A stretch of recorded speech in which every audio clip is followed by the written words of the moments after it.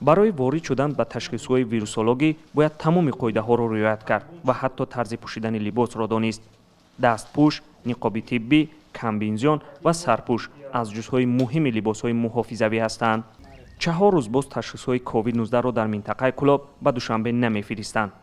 ин лаборатория дар шаҳри Кӯлоб тоза ба фаъолият шурӯъ кард ва ташхисҳои коронавирус дар ин ҷо гузаронда мешавад.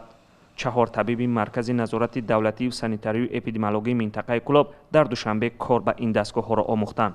бо навбат то 12 соат дар як шабона рӯз дар ин мошини сайёр натиҷаи ташхисро муайян мекунанд.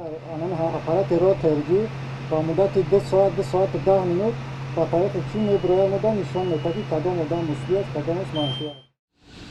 амриддини сироҷиддин, мудири озмоишгоҳи вирусологии маркази назорати давлатию санитарию эпидемиологии минтақаи Кӯлоб мегӯяд, ташхиси коронавирус ё COVID-19 дар ин ҷо бо усули ТСР гузаронда мешавад ва дар 5-6 соат натиҷаи ташхисро ба соҳибонашон бармегардонанд.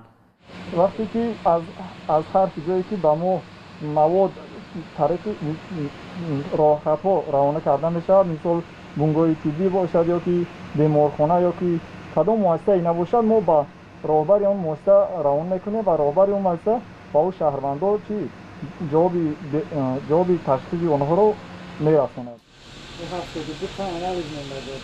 дар ин 4 рӯзи фаъолияти ин маркази ташхисӣ ҳудуди 500 тест аз сокинони минтақа гирифта шуда аз ташхис гузаштаанд. дар гузашта табибон ва сокинон аз набуди чунин ташхисҳо шикоят мекарданд ва ба ташхисгоҳҳои Душанбе рӯ меоварданд ё бештари вақт аз гузаштани ташхис даст мекашиданд.